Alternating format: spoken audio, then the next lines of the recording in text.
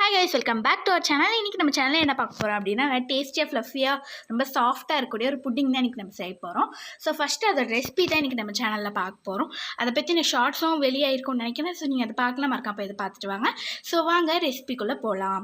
So இன்றைக்கி நம்ம வந்து என்ன பார்க்க போகிறோம் அப்படின்னா, ஒரு புட்டிங் தான் செய்ய போகிறோம். இதுக்கு வெறும் 4 இன்க்ரீடியன்ட்ஸ் தான் நம்மளுக்கு தேவைப்படும். ஸோ ஃபஸ்ட்டு வந்து அதுக்கு நம்ம என்ன பண்ணுறோம் அப்படின்னா, பால் நல்லா காசி ஆற வச்சு எடுத்து வச்சுக்கிட்டோம். அப்புறமா வந்து 2 பிஸ்கெட் மேரிகோல்டு பிஸ்கெட் வாங்கி வச்சுருந்தோம். ஸோ அதில் பார்த்திங்க அப்படின்னா நம்ம வந்து ஒரு 1.5 பிஸ்கெட் போட்டுக்கிட்டோம். ஓகேவா? ஸோ அதுக்கப்புறம் நம்ம என்ன பண்ண போகிறோம் அப்படின்னா, 3 பேர் சாப்பிட்னா 1.5 பிஸ்கெட் போட்டிருக்கோம். நீங்கள் வந்து பார்த்து செஞ்சுக்கோங்க. ஸோ அப்புறமா இப்போ பார்த்திங்க அப்படின்னா, நம்ம ஒரு மிக்ஸி ஜாரில் வந்து நம்ம வந்து சுகர் ஆட் பண்ணி அதில் வந்து 2 முட்டையை உடச்சி ஊற்றி அது நல்லா சூப்பராக கிரைண்ட் பண்ணி எடுத்துக்கலாம். அதை கிரைண்ட் பண்ணி எடுத்ததை வந்து பார்த்திங்க அப்படின்னா, நீங்கள் வடிகட்டி ஊற்றிக்கணும். அதை நீங்கள் அப்போவே கூட பண்ணலாம், இல்லாட்டி கொஞ்சம் கழிச்சு கூட பண்ணலாம். நாங்கள் வந்து கொஞ்சம் கழிச்சு பண்ணி வச்சுருந்தோம். ஸோ முதல்ல அதை அப்படியே பண்ணிவிட்டு அப்புறமா பார்த்திங்க அப்படின்னா, நம்ம இந்த ஒரு பிஸ்கெட் வந்து ஊற வச்சுருந்தோம் பார்த்திங்களா, அதில் வந்து அது வந்து நீங்கள் சூடாக இருக்கும் போதே கூட ஊற வச்சிடலாம். அந்த பிஸ்கெட் போட்டு ஊற வச்சுக்கலாம். ஊற வச்சுக்கிட்டு நீங்கள் என்ன பண்ணணும் அப்படின்னா, கொஞ்சம் நேரம் அப்படியே வந்து வெயிட் பண்ணணும். வெயிட் பண்ணிங்க அப்படின்னா அது ஃபுல்லாக ஆறிடும் இல்லையா? ஆறின பிறகு தான் நீங்கள் மிக்ஸி ஜாரில் போட்டு அரைக்கணும். ஏன்னா அப்போ தான் உங்களுக்கு க்ளீனாக உங்களுக்கு கிரைன் ஆகி வரும். ஸோ நீங்கள் அப்படி பண்ண பிறகு என்ன பண்ணணும் அப்படின்னா, ஒரு பாத்திரத்தில் வந்து சுகரை போட்டு நல்லா கிண்டிகிட்டே இருக்கணும், விடவே கூடாது.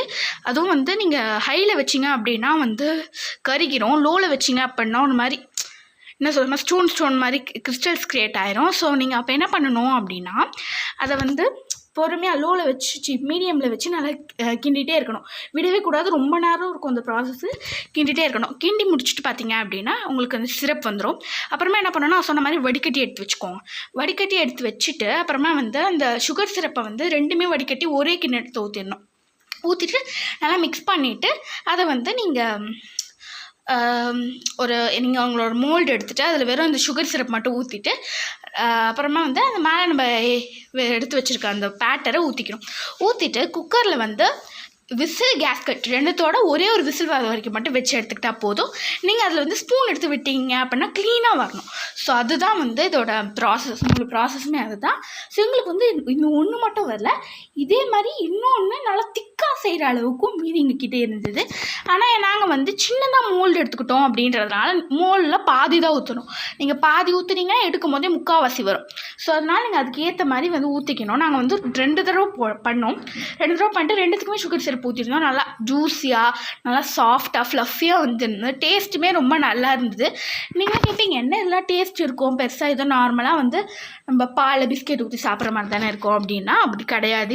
இதை தான் நம்ம வந்து வெளியில் வந்து ரொம்ப காசு கொடுத்து வாங்கிட்டு இருக்கோம். ஆனால் வந்து நம்மளுக்கு ரொம்ப அதிகமாகவும் கிடைக்கும், ரொம்ப டேஸ்டியாக கிடைக்கும். நம்ம கையிலே செஞ்சால் அது ஒரு தனி சந்தோஷம். இதே நான் அந்த ஓரியோ கேக்கில் எதுவுமே சொல்லியிருப்பேன். ஸோ அதே மாதிரி தான் இதுலேயுமே இது ரொம்பவே டேஸ்டியாக இருக்கும். நீங்கள் வந்து நாங்கள் நிறைய செஞ்சு சாப்பிட்டோம். எங்கள் 4 பேருக்குமே வந்து நல்லா அதிகமாகவே இருந்தது. அவ்வளோ டேஸ்டியாக ரொம்ப ரொம்ப திகட்டாமல், அதே மாதிரி ரொம்ப மைல்டாகவும் இல்லாமல் ரொம்ப செம்மையாக இருந்தது. சாப்பிட்றதுக்கே ஒரு மாதிரி நாக்கில் வச்சோன்னே கரைஞ்சிரும். ஸோ அவ்வளோ சாஃப்டாக அவ்வளோ ஃப்ளஃபியாக இருந்துச்சு இந்த கேக். நீங்களும் கண்டிப்பாக இது வீட்டில் ட்ரை பண்ணி பாருங்கள். அதுவும் வந்து ரொம்ப ஈஸி தான். இது உங்களுக்கு பெருசாலாம் ஒன்றும் ரேட் ஆயிடாது. ஜஸ்ட் ஒரு 100 ருபீஸ்க்குள்ளே ஒரு சூப்பரான புட்டிங் செய்யணும் அப்படின்னா நீங்கள் இது கண்டிப்பாக ட்ரை பண்ணி பாருங்கள் உங்கள் வீட்லேயும்.